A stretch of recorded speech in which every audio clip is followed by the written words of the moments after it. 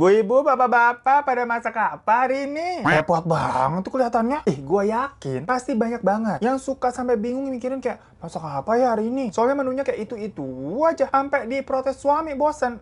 Ya improve masakan dikit kan nggak apa-apa ya. Bisa kali gitu biar kagak bosen. Tapi jangan sampai kebangetan juga lu improve-nya. Pokoknya jangan sampai kayak kasus kali ini, di mana ada seorang pedagang soto Lamongan yang melakukan improvisasi ke soto dagangannya tuh dengan mengganti daging ayamnya pakai daging manusia. Iya apa nggak merinding kita bun? Padahal kan kita kayak bayangin makan soto gitu enak kali anget-anget. Tapi kalau denger dagingnya begituan, yang angetnya langsung otak kita nggak sih? Dimana pelaku yang gila ini melakukan hal kerja tersebut itu bernama Banget Situmorang. Emang udah dari nama tercermin ya geng, si Banget ini kebangetan banget. Nah Banget atau yang biasa dipanggil dengan Pak Impus ini diketahui merupakan pria asal Samosir, Sumatera Utara yang lahir pada 7 Maret 1977. Dia itu lahir di desa Ambarita dan merupakan anak sulung dari 4 totalnya bersaudara. Nah suatu hari dia memutuskan untuk mengadu nasib ke Jakarta, seperti cerita-cerita para perantau lah. Nah awal kepindahannya dia bekerja sebagai seorang supir Metro Mini 66 gitu kalau nggak salah, jurusan tuh berarti Blok M ke Kemanggisan. Nah yuk pada merapat 86. Nah waktu di Jakarta juga si Impus ini cerita ketemu sama seorang perempuan di daerah Manggarai gitu bernama Rohini. Dari tadi namanya unik-unik ya, sampai susah gitu kita nyebutinnya. Pokoknya semakin hari mereka berdua ini semakin dekat, sampai akhirnya Impus ini memutuskan untuk menikahi Rohini pada 27 November tahun 2000. Dan setelah menikah mereka ini dikaruniai 2 orang anak. Sayangnya udah punya 1 istri dan 2 orang anak ini nggak cukup buat si Impus, karena namanya ini pria hidung belang kali ya, suka tergoda lagi nih sama wanita lain yang bernama Darna Sri Astuti alias Tuti. Dan Tuti ini diketahui merupakan perempuan asal Jambi yang tinggalnya tuh di Kampung Rambutan. Dan by the way Tuti ini usianya 3 tahun lebih muda daripada si Impus. Nah sejak punya yang baru nih istilahnya, Impus ini udah kayak Bang Toib, kagak pernah pulang tuh ke rumah. Sekalinya pulang di rumah cuma marah-marah doang, karena sifatnya memang temperamental gitu geng. Soalnya kan ya namanya istri ya, biasanya kan kalau suami pulang ya minta nafkah buat beli kebutuhan sehari-hari, buat beli makan, buat nyuguhin dia juga. Tapi si Impus ini suka nggak ngasih dan malah mukulin tuh si Rohini. Rohini juga bahkan mengaku kalau Impus nggak segan-segan buat mencekik lehernya geng, dan berkali-kali juga mengancam untuk membunuhnya. Saking dajal kelakuan suami dari nerakanya ini,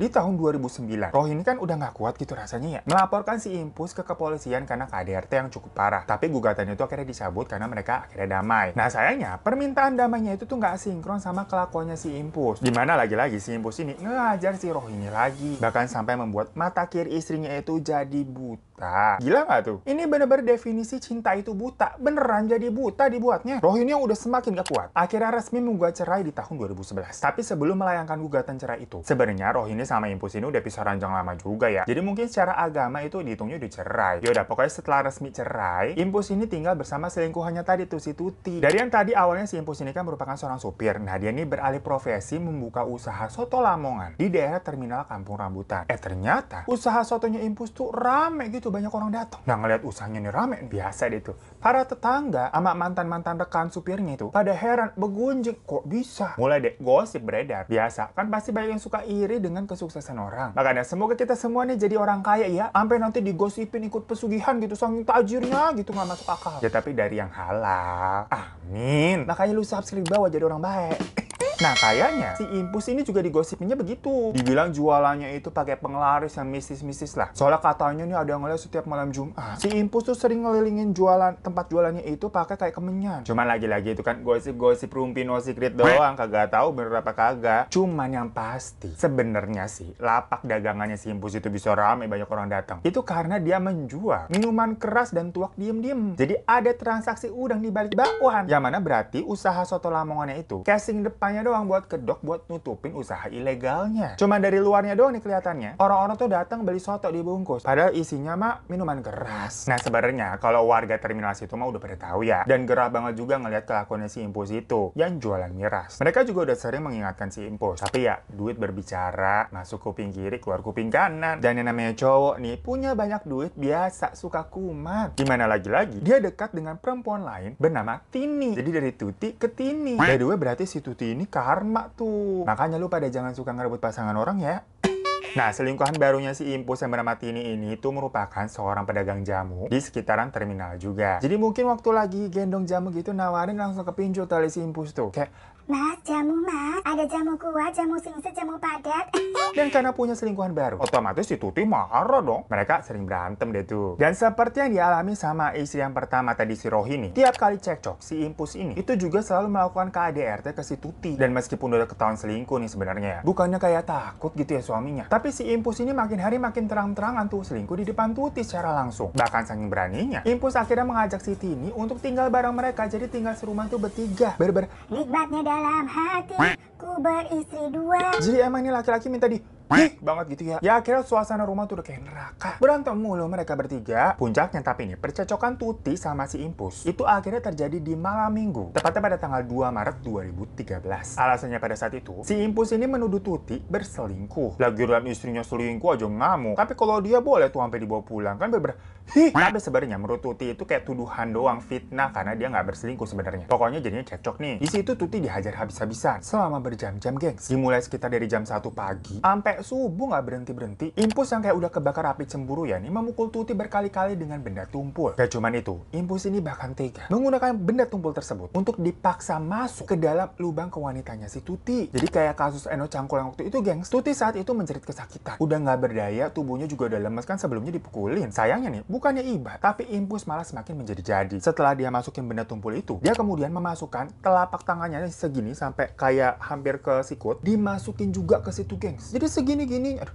ya ngilu banget. Kita aja ngedengarnya tuh, udah kayak aduh nggak sanggup nggak sih? Tapi ternyata kebrutalan Impus nggak cuma sampai di situ aja. Belum puas dia nyiksa Tuti, Impus kemudian memasukkan air panas ke dalam botol gitu. Jadi botolnya kan anget banget tuh, dimasukin lagi ke situ. Jadi banyak banget benda yang dimasukin, geng. Maaf, kita juga sampai mual dengernya. Sampai akhirnya di pagi harinya tuh, Impus akhirnya baru sadar kalau ternyata Tuti sudah tidak bernyawa. Yang pada saat itu usia Tuti itu ada 32 tahun. Di saat itu juga langsung Impus panik nih. Istrinya tewas. Dia kemudian akhirnya meminta si Tini untuk membeli plastik hitam besar kayak plastik sampah gitu dan menyediakan pisau daging yang biasa dia gunakan buat motong-motong daging ayam buat soto tuh. Yang mana semua itu ternyata digunakan untuk memutilasi si Tuti dengan cara sama tuh, kayak mau motong-motong daging ayam buat soto. Disclaimer, ini akan cukup bikin mual ya. Awalnya nih, Impus itu memotong kedua kaki korban dari ujung paha. Lalu ia merobek perut korban untuk dikeluarkan isi perutnya, duga mual. Terus dia masukin tuh isinya ke dalam 3 plastik hitam besar. Setelah itu, dia memenggal kepala korban di bagian leher. Dia juga membelah tubuh korban menjadi 2 bagian. Dimana pas dibuka tuh, organ-organ dalam kayak ada jantung, paru-paru, hati, itu juga dikeluarkan dan dimasukkan ke kantong plastik hitam juga. Jadi pokoknya terdapat totalnya tuh 7 plastik hitam besar yang berisi bagian-bagian tubuh si Tuti. Dalam memutilasi Tuti, Impus mengaku hanya membutuhkan waktu sekitar 5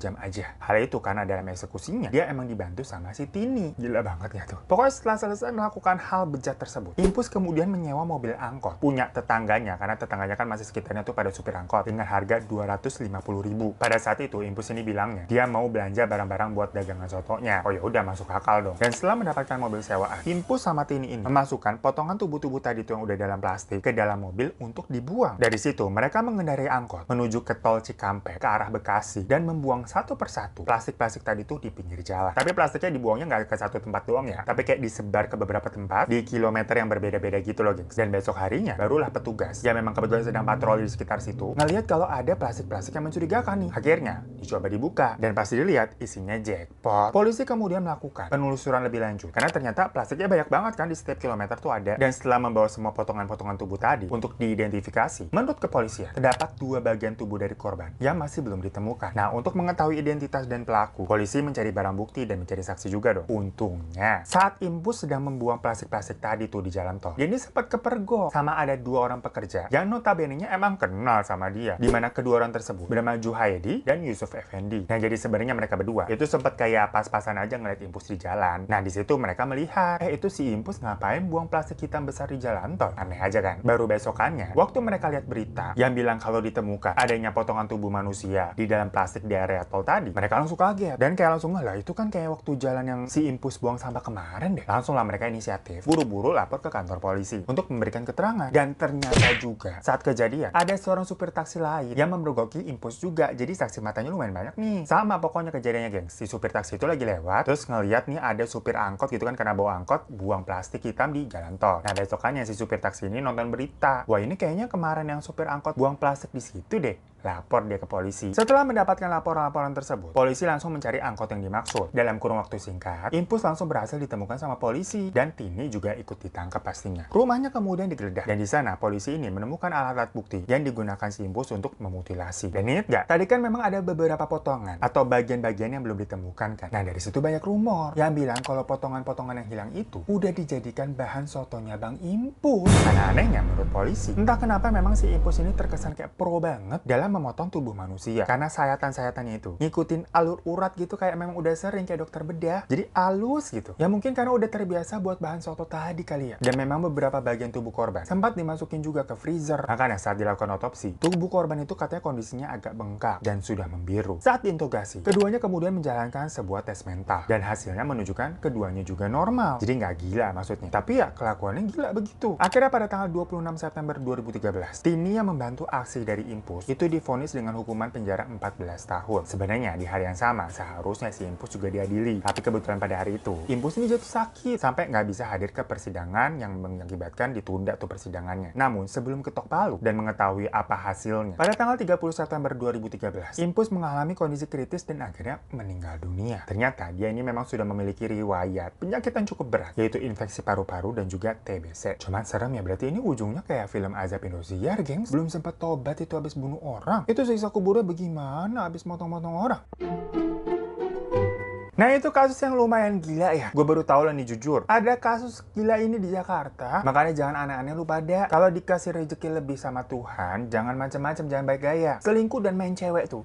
Ujung-ujungnya menghancurin hidup. Ya semoga pasangan kita bisa setia terus ya. Kayak gue nih jadi laki setia. Jomblo mulu seumur hidup. Kalian juga ya harus setia tapi sama pasangan lu. Jangan lirik kanan mulu, nari Bali apa gimana lu? Ya udah, thank you ya semuanya. Komen di bawah juga jadinya pada masak apa lu hari ini? Masak soto enak kali ya? Oh ya jangan lupa untuk klik subscribe di bawah buat kalian belum. Kalau udah terima kasih banyak. Boleh minta like-nya juga, diklik like-nya. Dan follow Instagram gue @hirotadaivan. Sampai jumpa di kasus misting selanjutnya. Assalamualaikum.